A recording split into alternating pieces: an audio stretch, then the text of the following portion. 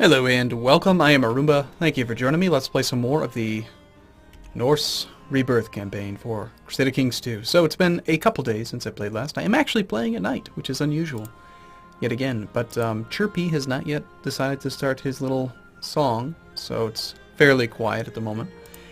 And where we left off last, there's a few things I want to address before continuing. First off, somebody had mentioned that a rebellion on an island is a good thing, which was kind of true in the past, because while it's true that the rebellion can never get ticking war score because they'd have to occupy all of our territory, and so you could just ignore them for all of eternity, the entire rest of the game, the problem is that in this current version of the game, you no longer get opinion bonuses for like any kind of rebellion, whether it's a religious uprising or just regular peasant war. Notice how we're not getting the plus 75 defending versus infidels or plus 50 defending versus a foreigner. You just don't get that versus these anymore. And it's probably because of people like me complaining about how, you know, basically you break a stack down to where it's got 300 men and then you just ignore it, and now you have a permanent plus 75 opinion. Yeah, that's clearly kind of silly. So we should probably take care of it eventually, but we're going to probably wait for quite a while. There really isn't much threat to it. The other thing is that people are saying, you know, why don't you just revoke the Catholic counties, right? Take the people who hate you and just revoke any Catholic territory. Like, say this countess, she's Catholic, right? We'll just revoke her territory and then grant it to somebody new. Well, there's two main reasons that I don't really want to do that. First off, there's still a chance, even with the revocation, that they'll say no. Right? And I'm also not yet at medium crown law, and I can't be until we reform the faith. So doing that would be very tyrannical, and we already have problems with factions. What's more, a more prudent course of action is to get rid of the factions that currently exist by appeasing these people, and then once we're in a more stable position, then we'll take care of these Catholic people. The other thing that will happen is that as soon as we reform and then raise to medium, well, actually, we don't even need to raise to medium to do it, but as soon as we reform, we'll be able to demand the conversion of people. And as long as they have more than 35 opinion, they will always accept. So it's just a simple matter of awarding some titles, sending some raid money, and we'll just convert people that way. And also, the AI is very, very aggressive at culture and religious conversion these days. So once you convert the top liege, they're going to convert their kids, they're going to convert their vassal kids, they're going to convert everything. So it's not very difficult, I think, to get the Norse faith back on the map. So where we left off last as far as war goes, we were currently raiding for monies and just sieging the stuff down to piss him off while we siege down the top holding. We're already at 54%. Because it's a single county claim, he might surrender before we get to 100. But then again, it is his capital, so he might not want to do that. But we shall see. Let's let the time go a bit. It is just us versus him, and also Croatia, Poland. But we're not too worried about this army, I think. Didn't we already fight you once? You have 7,000, roughly. Ah, that's right. They really screwed me over once by landing. They did a naval... No, they have not yet. Interesting. Okay, that's it. They are about to screw me over. I think what had happened is I actually played for like 4 minutes, and then I had a bug, and the game crashed, and... Yes, that's right. So they're sneaking. Croatia's sneaking an army into the capital of Denmark right now. So it's kind of strange here, but we're gonna take advantage of that knowledge. You can actually see the army landing, but you can't tell when they'll be here. And they're taking a naval amphibious landing with half morale, but we have no commanders. So what we want to do is grab up a few commanders ourselves, and hopefully we can reinforce this in time. In fact, since we own at least one holding, we might be able to just dock the ships. Nope, they're one sea zone over. So we'll be there in a few days. I think we'll be alright. It's one of those things that you have to really pay close attention to. And fortunately, even though we are crossing straits and taking amphibious landings and all that, we aren't adding any penalties to the combat, so we're just going to win that fight. Let's go ahead and just leave behind the same army, and then we'll chase him down. That actually gave us quite a bit of war score as well. That mad dog, Prince Tjindmund has somehow summoned up the courage to challenge you to Holmgang. If you accept, you and Tjindmund will meet in single combat on a small islet. If you refuse this duel, it may be seen as a stain upon your honor. Really? Well, we're already a kinslaying, brilliant strategist man. I think we accept the challenge. My brother. Who's my heir right now? Prince Balder. Okay. Well, if we became him, that wouldn't be that bad. So, sure, we accept. Let's see what happens. Watch, we're going to get bested in single combat. Oh, come on. I lose patient right now? That's unfortunate. And our spy master just died. In the chaos of battle, your men have managed to corner Bishop Conrad. He resisted bravely. Why does it feel like we just killed our own spy master? It is still dawn. Okay, we're in the middle of a war here. Would you hold off for a second? Still dawn when you meet Prince Tjugman on the small islet chosen for the Holmgang. Surrounded by witnesses, you grab your shield and axe while your opponent does the same. After hurling insults at each other for a few minutes, the battle is finally joined. Your chances of winning are great. King Boleslaw the Fat was captured in battle and is now my prisoner. Fantastic. We just captured the King of Croatia. So that's not worth any war score because it's a separate thing. But it does kind of protect us if we wanted to prevent him from attacking us at all. Or we could just ransom him for some money once he gets 250 ducats. We could also, you know, send him to the afterlife and a great loot. What? The battle begins and you swing at Tjunman, but he manages to block you at the last instant. And your axe plants itself firmly in his shield. As you struggle to pull free, your opponent lands a heavy blow with his own weapon in your flank. Wounded, you collapse to the ground with no choice but to yield. What a bunch of crap! It said your chances of winning are great, and then we lose? You bastard. I mean, you are my brother, so calling you a bastard is kind of a strange insult, but still, that's just a bunch of BS. We're 30 and wounded. We have dangerous factions. We've got the independence faction at 76%. We do have 176 ducats, which should be enough to make somebody else happy. We could try to appease those guys. Let's try to appease the faction leader, probably. Yeah, this definitely makes sense. If we can, we'd like to... Oh, can't usurp this one. Damn.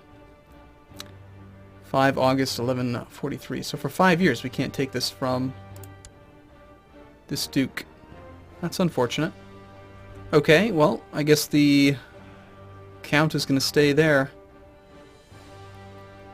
What other people are in the faction? I'm imagining it's these guys. They're probably Catholics. Yeah. Alright, well, let's create this Duchy of Ostlandet and then grant that to somebody else. Now, we do have Akershus here.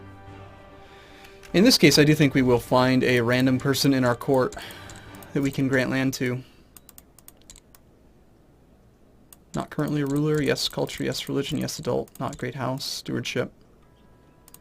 Actually, we can pick up a pretty good marshal. I think we'll do that. Let's give him Akershus, and then let's give him that duchy, burying the Catholic leaders beneath him. So now he's going to end up trying to convert them himself after we reform the faith. So that should be fine, and the independence faction will suddenly find itself weaker. Captured a mayor.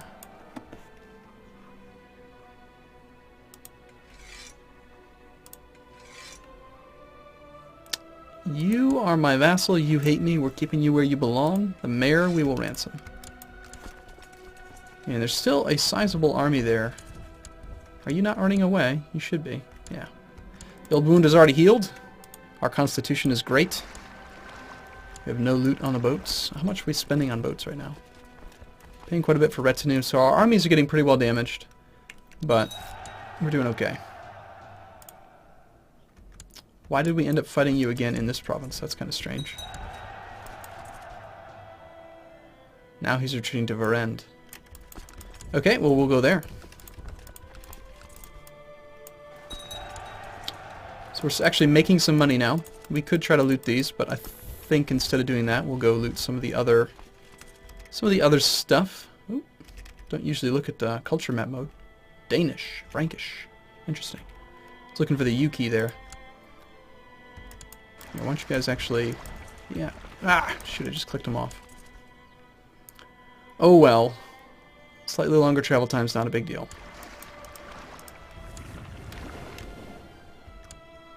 And we do have some money here we can take.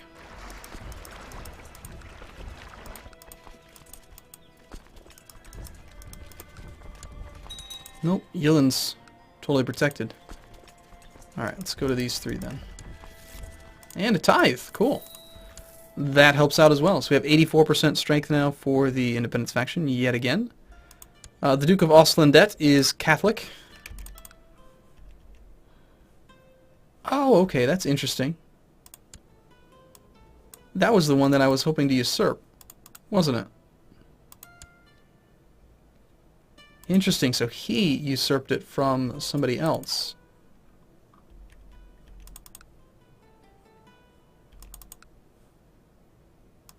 What happened to you? I just gave you control of it, and then this other guy took it from you? How did that happen? Why did you lose the duchy?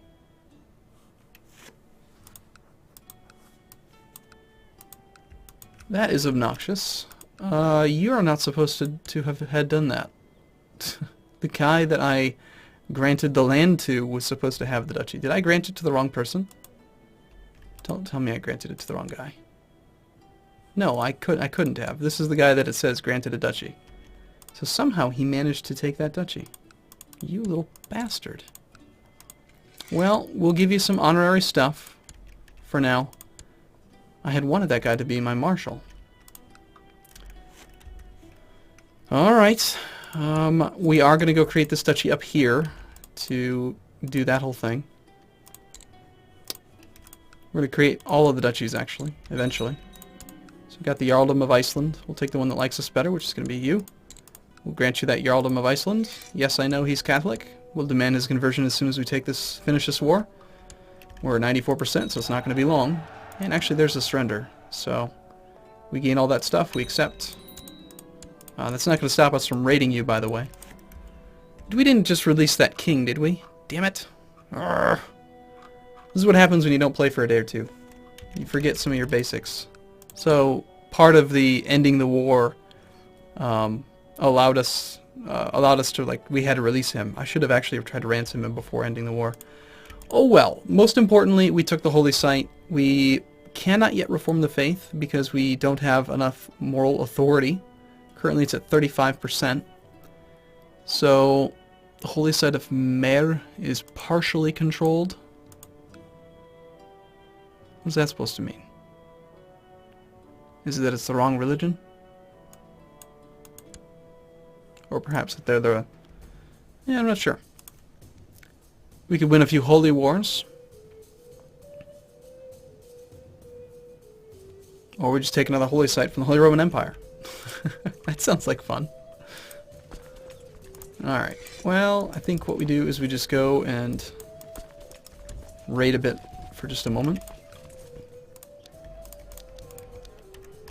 We'll give away all these subholdings, then we'll hold on to this top county because it's a very good province. And it has fantastic technology. 16, 19, 16. It's way better than our current capital. But I think we're pretty content with staying in Upland.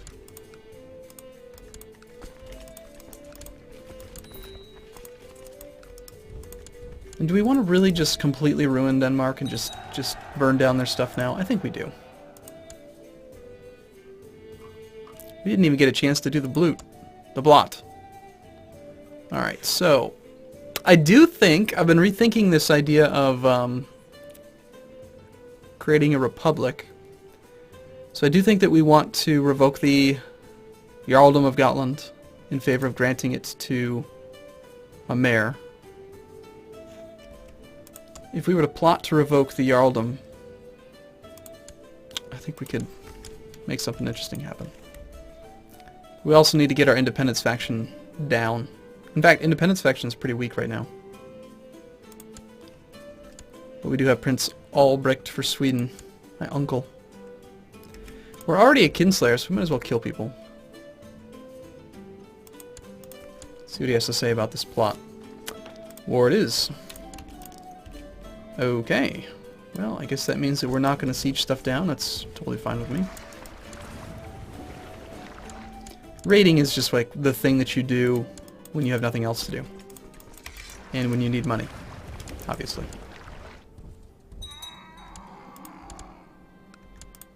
Hey, what's up, Gotland? What are you doing over there? Pretty sure you need to defend your capital.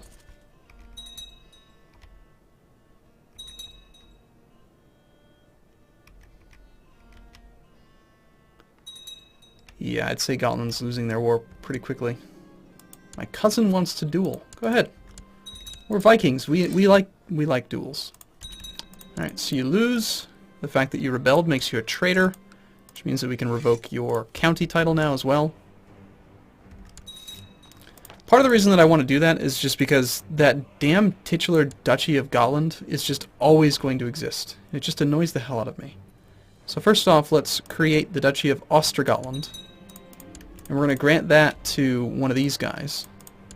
This Swedish Norse guy. That sounds fine. So you get Ostergotland.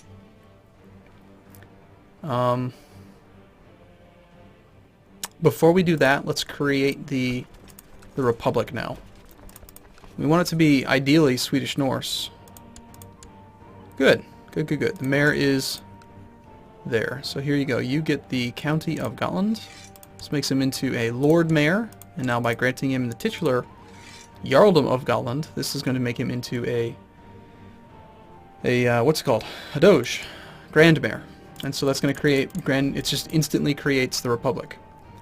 They don't have any trade posts yet, but that's totally fine.